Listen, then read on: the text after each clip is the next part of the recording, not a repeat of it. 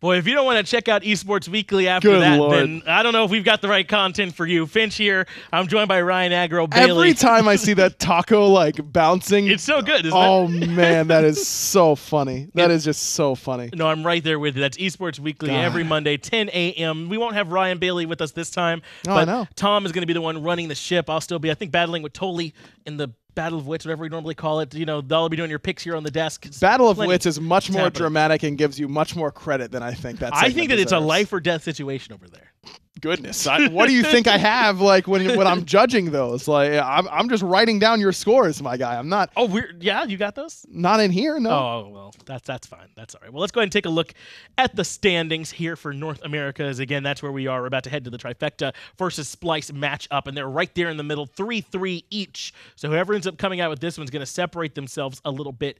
Now, United and Space Station are both at 6 wins, so they got a lot of work to try and catch that up. But Splyce definitely want to build off their strong start. In Splyce and Trifecta, both at 3-3, they do seem very far behind in the standings right now, but they have 2 less games played than both United and Space Station so far. So they definitely can catch up still, but if either of these teams lose this, well, one's going to lose it, of course. Whoever loses this matchup is going to be out of the top 2. There's no doubt now. So you have to find a win here in this matchup if you want to go to LAN or even have a chance of making it to LAN. And we're getting towards the end of this here. We're in week 5. There's one more North America day after this, then that final week, and then we're right into the summer LAN. Just like in spring, 2 teams are going to be going from the top end, and it is not easy to try and take that spot from Space Station or United. No, I mean if you're just joining us, Space Station just took Luminosity to the cleaners basically in the first set of the day. They're looking very, very strong. United has looked pretty strong as well, so something that you have to be wary of, I think, if you're a team that's trying to make that top 2. But United did just stumble against CLG. Something to be said about, maybe you've got an opportunity there. No, the path is certainly open, and for Trifecta to even be in a position where they have the chance, after all the change-ups that they've had to go through, I mean, certainly shows how strong they are. Zapman back now in that role for them, Paul in the mid lane. They've got a strong roster. They just got to keep it going through here the second half. Yeah, this is a team that has a lot of potential for sure. Zapman's return has proved to be pretty okay for Trifecta, and I say pretty okay because I think Zapman's played very well during that, but Trifecta as a whole hasn't seen a whole lot of success, but I think that's independent of whoever their ADC is at the time. I think Zap has played well and has earned that spot back on that roster. I think Paul has kind of tailed off a little bit. The picks just have been pretty repetitive, a lot of Raijin and that kind of stuff without a whole lot of success, I'd say, from Trifecta. Neil's been a little bit inconsistent. Mask hasn't been able to make that same game-changing impact every game that he was really having during the spring split. Teams are starting to work around Mask a lot more. I think that Trifecta's picks and bans are a little bit lacking for me, and I want to see them change it up. They've been going with the same picks over and over and over again and not finding a lot of success. So go with a different route and see if that helps them. Yeah, and I think that's where I agree. More than anyone, I feel like has kind of struggled because I think they've played well individually and as a team. Is that they keep putting themselves in a position where they eventually run into a wall. Like they'll get off in good starts in games, and then eventually the other team just kind of overwhelms them. So some picks and bans, some I think is their mid to late game decision making in game as well. They gotta just tighten that up just a little bit. And that comes with time. I mean, that's not just an individual person as you mentioned, but even as a unit.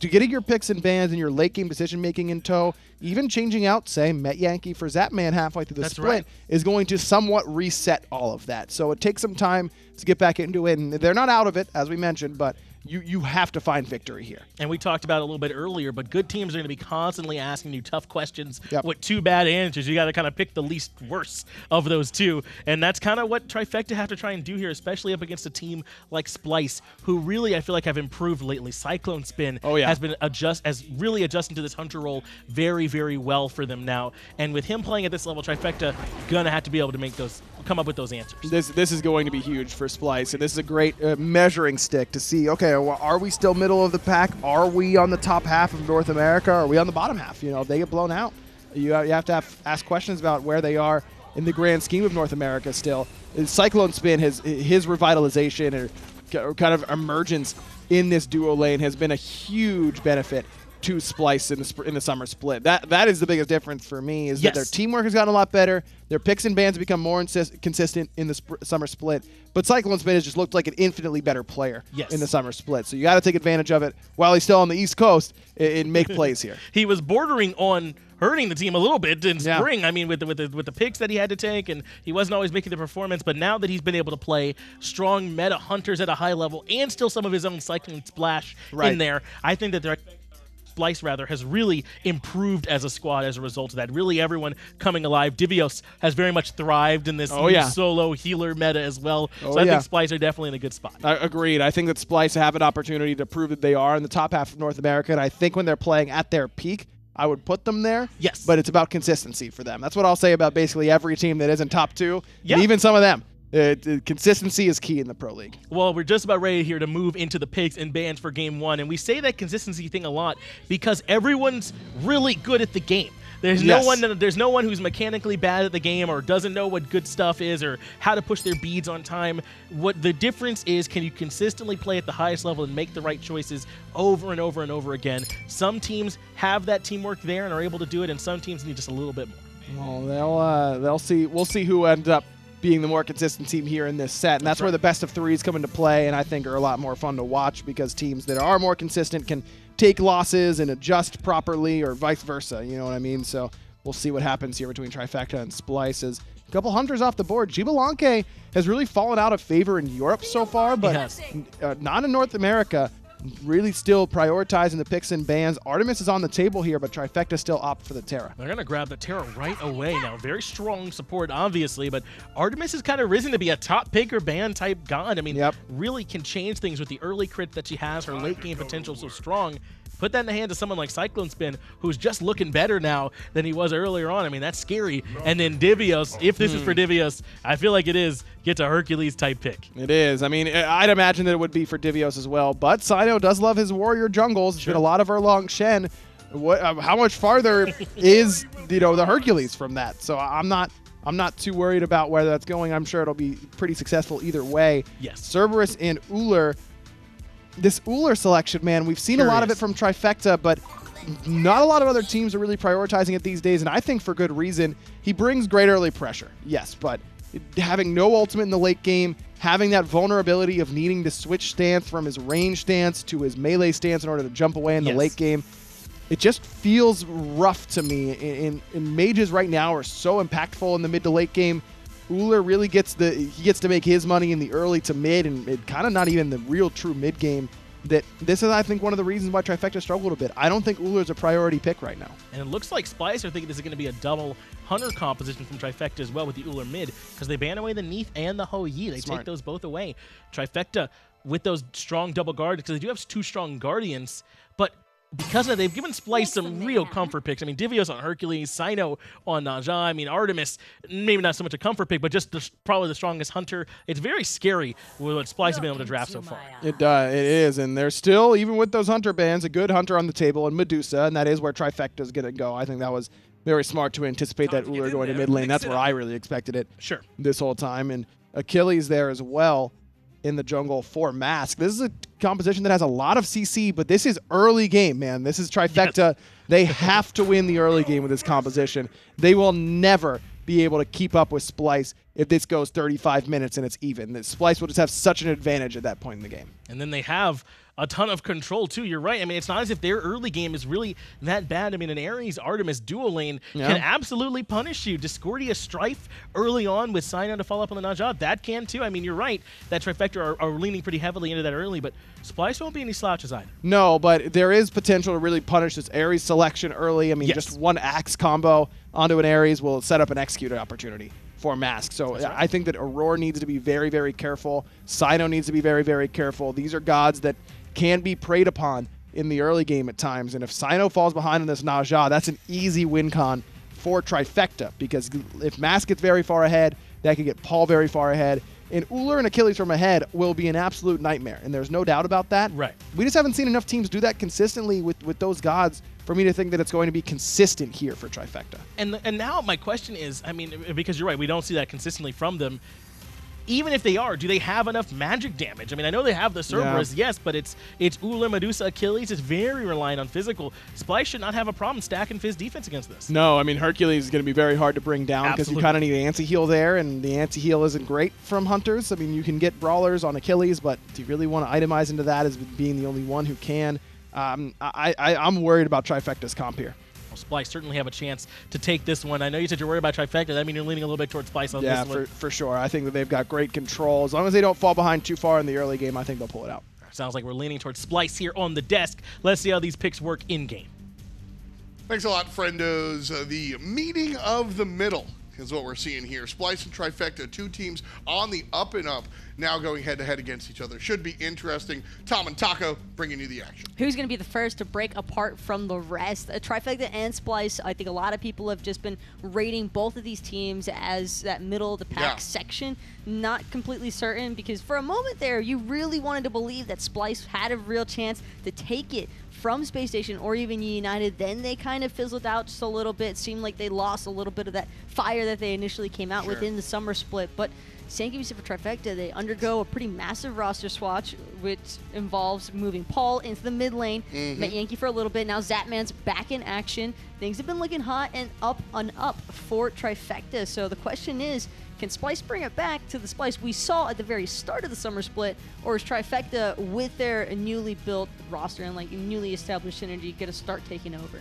That leads us right into the question I'm going to ask y'all at home. I mean, who's just going to win this game flat out is a question that I think we're struggling here on the broadcast with as well, which is why we have the luxury of just watching them play.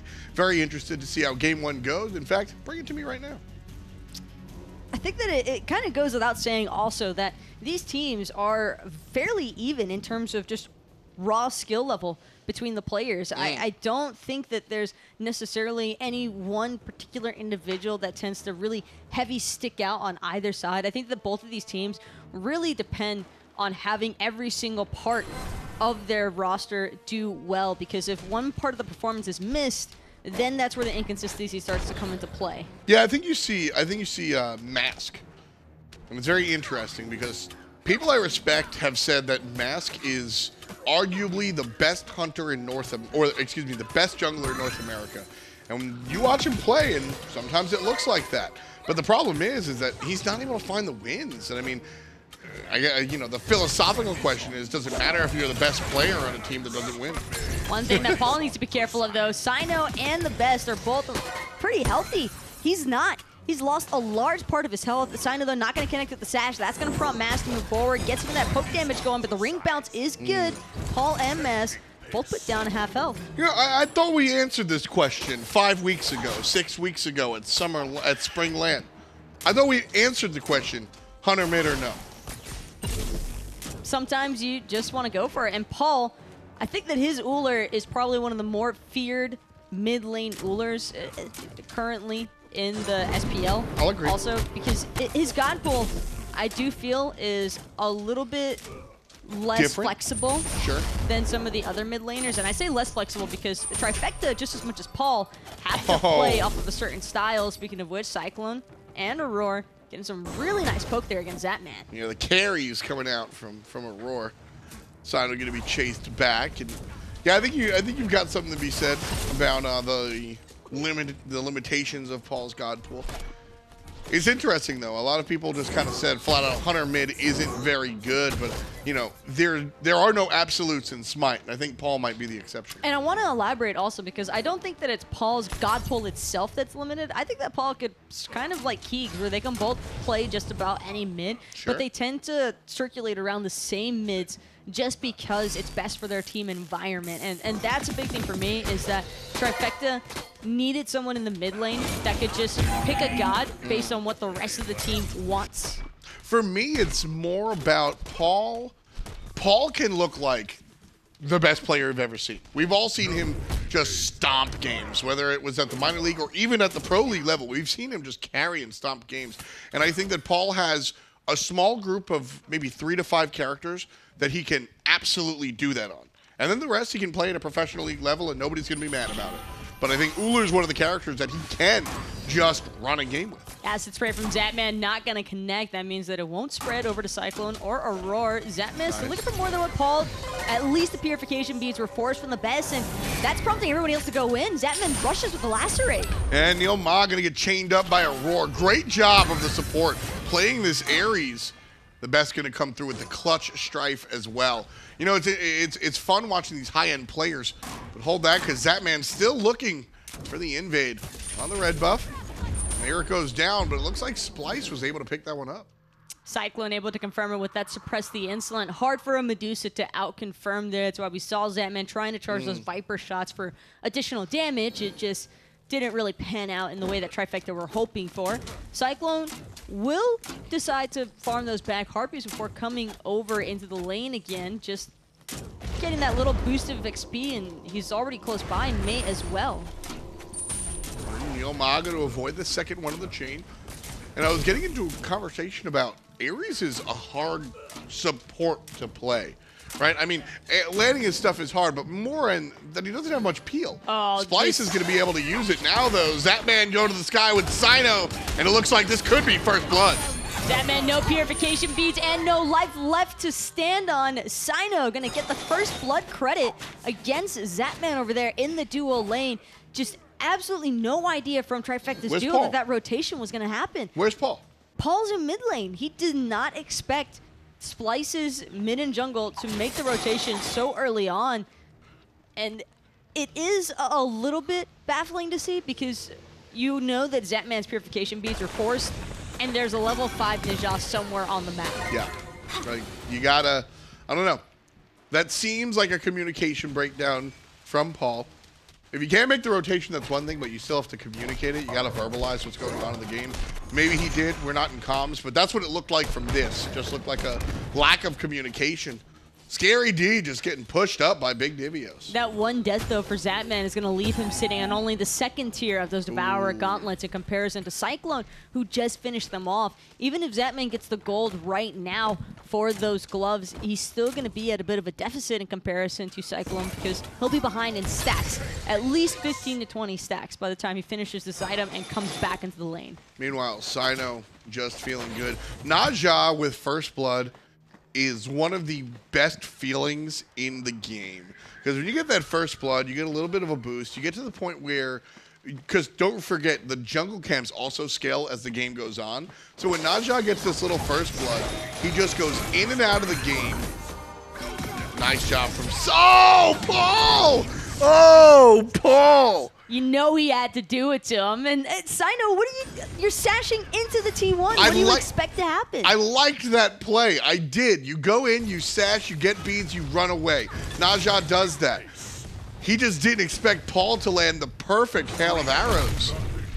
I got to give that one to Paul. That was just well done. I think that's Paul getting a freebie. Even if Cyno connects with the sash, that's at best he takes the beads, but then what happens next? You're still most likely going to end up dying. Not only that, but now Best is all by himself. Fatal Strike going to do it to him as Mask takes out the Best over there in the mid lane. Successful 2-for-0 response. Meanwhile, Scary D, his team succeeding, him a little bit less so. About half a level down from Divios. Forced back to base and no teleport. So the dogger will have to hoof it all the way back to lane.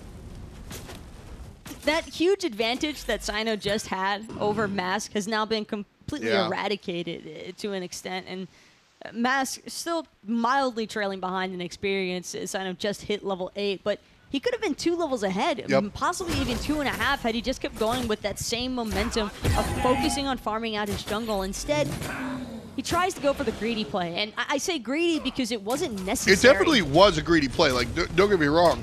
I'm putting on my Wolf of Wall Street hat here and just saying, look, greed is good. I like the idea to just... So the idea basically as the Naja is cross the street, strip the beads, continue going. He's not actually looking for the play there, and he gets punished for it. But that was a greedy play. I liked the cut of his jib, but you're right. It's definitely in a bad position now. Or, scratch that, just not as good of a position as he could have been in. Would have been worth it if Paul hadn't had the beads, though. But it just sucks that Cyno also had to lose his purification beads and his life. Really well played, though, from Paul on the Hail of Arrows, at least. Yeah, just very impressive from Paul. When it comes down to mechanics, I'm never really surprised anymore when it comes to Paul. But that's the snap mechanics that you have to have to compete at this level. Otherwise, you're just going to end up losing your beads and possibly even having Best just combo you into oblivion. So I do like that Trifecta are at least punishing Splyce for those kind of over-aggressive moments. Yeah, that's the key. And if I'm Splyce, like I said, you know, this is like the 17th time I'm saying I like that play.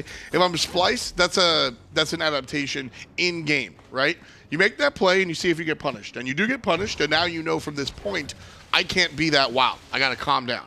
Also brings the pacing a little bit back under tow, because for Trifecta, it did seem as though Splyce was starting to pull away briefly, and then they shut it down. That's the kind of shutdown that you want to have against a Najah, because if Cyno were to be permitted to continue snowballing and getting away with those sort of moments, Trifecta are in a whole world of trouble. I mean, that's what I was starting to say, is that first blood for Najah, you start getting to the point where you need help from Aror.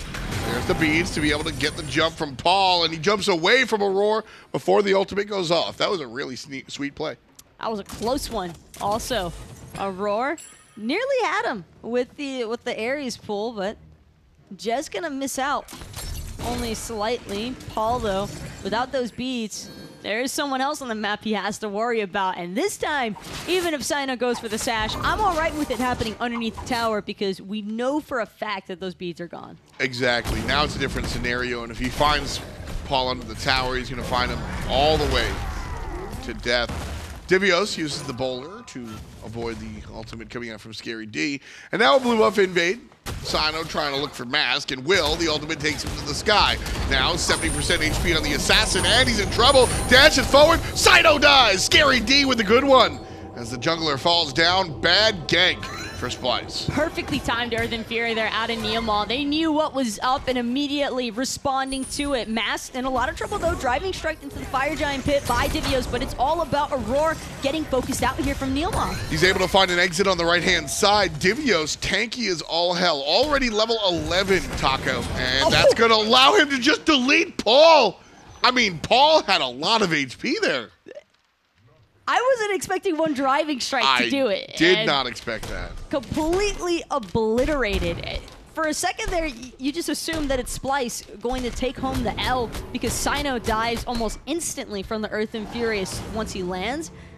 But the damage out of Divios to still manage to find a return kill is huge there, especially for Best. Look at the first item selection from Divios, the Enchile. So the Enchile is interesting, because this is Divios kind of getting the best bang for his buck. You're buying the Enchile in lane, sure, 50 magic procs is nice and I'll take the cooldown reduction, but he's really trying to shut off the breath. That's what's happening. Cerberus hits you with the breath, he gets silenced out and cancels the channel. But here he uses the power. You see that 90% scaling on driving strike? The power is a large part of the reason huge. The Enchile can be kind of overlooked for some hybrid type builds, but I like it here. Divios knows what he can get away with, and I think also when it comes to unconventional itemization, not to say that Enchile is in this circumstance. It's not the standard, and I think that's very fair to say. And that's really what I'm trying to get at, is Divios has really always been a player that likes to figure out his own standards for a norm. Yeah, and more importantly, Divios, there's a connection between the fact that we always talk about Divios spending 400 hours a day in jungle practice and Divios pulling out quote-unquote jank builds. He's done the math, he's done the scenario testing, and it's easy to lean on traditional builds. That's the Enchile right there. But being able to find the perfect item for the perfect scenario is how you play perfect Smite. And Divios, while not perfect, is certainly a very strong solo laner. And I think that thought process is a big part of the reason why. And this is also why we see Divios playing so aggressively, because he didn't opt for a more passive magical defensive item like the Pestilence, like the Heart Ward, or even a Bulwark early on. He just wants to look for the damage. He's trying to help set his team up as much as possible. Look at him, he's still sitting full health after eating an assortment of abilities. Well, this time he's just toying with them. Yeah, but he's also getting his blue buff. 3 members of his team are here too. There's no reason for Divios to be afraid. And after the second round of Mitigate Wounds, he's at 95%. Big D's totally fine. It's mostly Paul and Zapman, I think, who have to be concerned right now about Divios and the fact that no one seems to be able to manage him from Trifecta. There hasn't been a whole lot of attention placed in as far as ganks are concerned, but Divios has just been free tanking all these tower shots. He's still not done with it. Yeah. No, Divios, I think, Divios and Final K, have the best uses of mitigate wounds, I think, around. It's so impressive watching them. Like, I feel like they're calculating the damage they're taking in their head, knowing when the perfect time to press that heal is. Because it's different. Hercules heal is at first a little bit of a heal, but also heals later based on the percentage of damage you take, and it's mathy. But just, it's understanding how that ability works out that allows Divios to be so powerful at this character. And Scary D, he's kind of just confined to the lane. In case Trifecta were hoping for some early rotations, clearly not going to be possible as long as these two are duking it out over here. And Divios with a slight experience lead because of all those blue buff invades. Anchile's up again. There it is. Scary D gets silenced out. Divios tanking the tower, not a care in the world. You're gonna send him back to base and still be comfortable as hell. He's still waiting for more. I'm surprised that Divios didn't try to cancel his back. Think he may have been able to take the tower, but still a strong possibility. That blue buff is about to respawn. We may see Divios venture over into that blue for yet another invade, but maybe he's looking to take out that T1 first. And now Trifecta really have to worry because this Hercules probably won't stay exclusively in the solo lane any longer. Yeah, it's going to be a little bit tough there. Looking out as all the players kind of coalescing, then running away. Definitely want to run away. Scary D now on the retreat from Divios, and more importantly, Gold Fury potentially going to be pulled here out of Splyce. I am really not sure that this is the spot that NeiruMah wants to be trapped in. No, I like how he did that. He stepped in the back. He stepped in the back and then just put the stones up in front and said, "Look, you can trap me in this mid Harpy pit and get stunned, or not. Take your pick, but you're not getting one without the other." And that forced the opponent to walk away. Scary D finally gets a blue buff. Divios backs and Scary D gets the invade off. Cyno just has to watch him do it. There's really not much else he could have done there. That's permission given by Divios. You know what I mean? Divios could definitely have stayed in lane. He opts to back to finish off the breastplate, and he says, "Okay, you can have it this time." But he's made certain strides to really strip him down. Blink forward from Mask on top of Aror. Love the dash away, reading the chains. That's what happened. Mask dashes away, reading the chains, but one step ahead. Aror just waits for the dash. Really nice. Oh, but speaking of waiting for a dash, Zapman wishing he still had that lacerate available. Not going to be able to escape from the boulder. Excavate takes out the Hunter. A little bit of the protection shred, and then a little bit of the boulder damage. Scary D goes up. Scary D goes down. Kill number 4 for Splyce. And with only 3 players to play defense, Trifecta are going to watch Splyce doing the Gold Fury. Splyce are just disassembling Trifecta member by member, and NeiruMah is looking like he's next. Driving Strike just takes out a huge chunk of his health, and Divios credited with another one to his name as Splyce take out the Gold Fury at the same time. Yeah, nice lead here for Splyce. Paulie's able to get rid of that one with the beads. It's rough playing Ullr into Ares. This is one of the matchups that I personally just, I don't like. And Paul, like I said, is kind of the exception to a lot of these rules where he's able to just outplay despite the disadvantage. But Aror in a bad spot. Mask gonna change his mind as more members of Splyce show up to protect the support.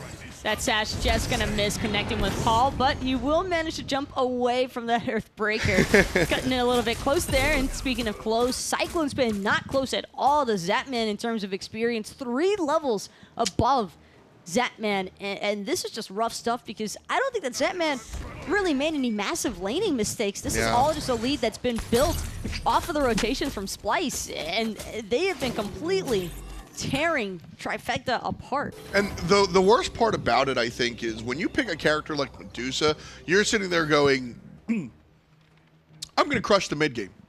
I am a mid-game monster. Check me out. Medusa, here I go. And then you hit the mid-game and you go, Artemis is 3 levels above me. I can't do anything. Viper Shot assists her, the change, where Viper Shot gets 4 shots now in the late game. She'll be able to be a little bit more proficient in the late game than we've seen. But it's definitely rough when your prime time is shut down by the enemy. Speaking of shut down, NeiruMah trying to be careful here. Avoids the strife out of Best unintentionally, it seems, because his attention was all on the other 3 members from Splyce. Aror, Cyno, Divios grouped up by this Fire Giant pit. Pyromancer could be the next target here, but I think Splyce are really just trying to bait out for kills. Yeah, they're looking for the big guy, and the fight beforehand is what they require. So they'll just pull the Fire Giant. They have right no here. idea. They think it's just the Pyromancer. Oh my goodness, no way. NeiruMah going to be zoned out by Divios. Fire Giant's down. Divios is here versus the world. And Mask and NeiruMah very quickly turn around. They want nothing to do with that Splyce team. And I love that call, Tucker. It's so early on into the match. The way that Splyce were positioning themselves, or at least Divios, he's just alluding to maybe a Pyromancer being pulled. You don't expect them to just flat out siege the Fire Giant. No, not at all. And that's something I've been asking players to do for a while now. And 2, that's the right play. Paul gonna go down, sit down for the 2nd time today. Scary D, chained and flamed. Sounds like a Waffle House order. I'd like a large one with a chained, flamed, country and covered. Well, speaking of covered, Cyno's got Scary D covered, taking him up into the air with that Ninja ultimate. Aror still looking for more. Zapman on the backside, going to get controlled here out of those chains. And Divios, all the while, killing NeiruMah. Divios has just been the focal point of this game. 4-0-2 for the god with the Nemean lion around his back. And just, I mean, woof. It was such a heavy lull in the action once Cyno and Best got punished in the mid lane for over-aggressing into Paul. But then the past 7 minutes, right around that 12, 13 minute mark, we just see Splyce turn up. And Divios especially, if it weren't for these rotations, Trifecta would probably still be break even. Divios kind of did whatever he wanted to. He ran this solo side, which allowed him to invade the enemy jungle ad nauseum. He just did whatever he wanted to. After he amassed a lead, he then rotated and pestered middle lane, continued to pester everywhere else. I think you could look at this 10,000 gold lead and say 6,000 of it is brought to you by Divios. If Divios is going to play the Hercules and Splyce are going to opt for the aggressive solo laner, they need to give Scary D a pick that he can actually stalemate the lane with. Because Scary D on this Guardian, for as strong as Cerberus can be in solo, it is just not working out against Divios here. And I think Scary D would probably say it himself. I wish I had a warrior right now to actually combat him with. I mean, the early Enchile pickup is, because that's the next level, is that it's not just his character. Divios can, of course, just driving strike to silence him out. But the Enchile pickup just helps him out so well. And again, Divios just understanding that he doesn't have to build 100% tanky from the get-go, going for the Enchile, that hybrid itemization. These early leads are just so deadly, though, because Splyce, their members are all pretty much approaching the level 20 mark. Everybody from Trifecta is still 13, 14, 15. And speaking of which, NeiruMah, level 12, trying to hold his own underneath his left side Phoenix. And it's not going to happen. TheBest gets the last hit onto the enemy support. Zapman trying to maintain something, but Aror just pushing him out of the conversation. Left side Phoenix about to fall down. Scary D doing what he can. Zapman trying to keep Cyno off of the Titan. And that's a dead Scary D. Only 2nd death worth noting. But man, he lost that lane. Don't think that Splyce are really all that concerned about killing the last 3 members, though, because they just want this Titan. Divios gonna make sure to push everybody back and away from the Titan, but it's no good. Trifecta just cannot hold on. Yeah, clean stuff. 22 minutes of play. And Splyce with 3 times the amount of kills as their opposition. Really, really nice stuff from Splyce against Trifecta, who I honestly thought had the upper hand here. You really thought? I don't know. Looking at the drafts, I think I would have favored Splyce from the start. Pre-draft, I think when you look at these 2 teams on the up and up, Splyce had their success during the early parts of the season, and there's reason to think that they would have faltered because everybody left the team house this week. And then Trifecta, on the other hand, struggled during the early parts of the season and just recently got good. So I'm sitting here thinking Trifecta's hot. Splyce is coming off of a time where they're going to split up. Maybe this is where they get their loss. But the opposite. Trifecta destroyed game 1.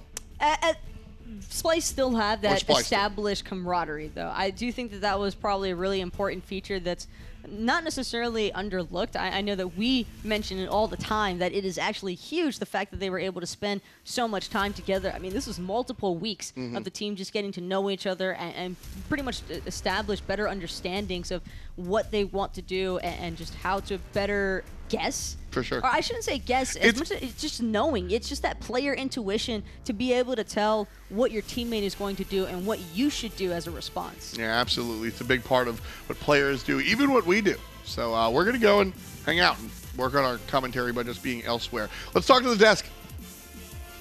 Thanks, Tom. Thanks, Taco. Finch and Aggro here. And that game one just kind of got away from Trifecta, didn't it, Ryan? I mean, it was real quick. Not just was it close, but Trifecta were kind of in the driver's seat. A lot of this early composition from them had really started to work out. They were getting the ganks they wanted.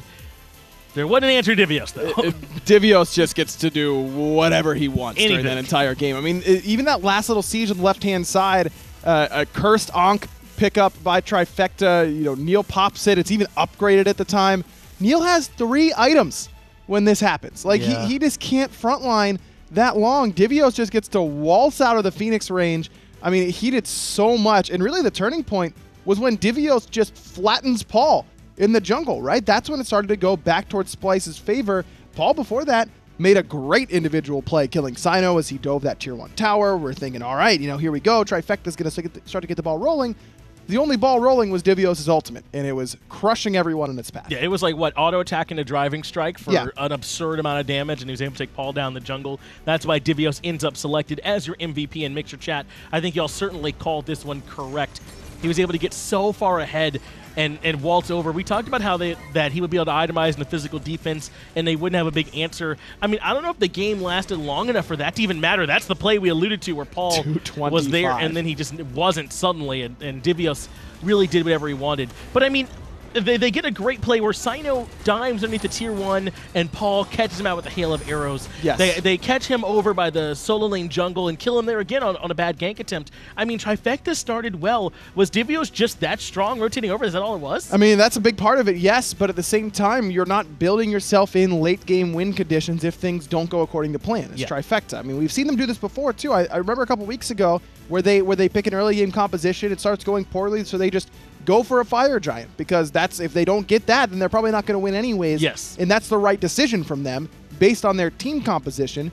But at what point do we start having the conversation, why are they drafting this way? Why aren't they playing for the late game? You know, why don't you trust the team to play well at 45 minutes? They're drafting to not get there, and they're not getting there, but they're losing before they get there, instead of just trying to draw it out and pick team compositions that could actually fight you in the late game. And at a certain point, I mean, you're right that they didn't make it there, but we talked about how this dream team was supposed to do it early. They didn't even really get off the ground early, right? Even in this situation, I mean, CycloneSpin at a certain point was 3 levels up over Zapman, and you're wondering where this is coming from. They're just out-rotating them. Even though Paul has a good early game on the Uller, I mean, is it impactful for them at any point in the game? It doesn't really feel like it. No, I just think that Uller is, especially that early in the draft, he's not going to be prioritized. And if Trifecta or Splyce rather ban him away from you, you probably feel good about that because you've got an extra slot where a god that you would normally want to pick could be.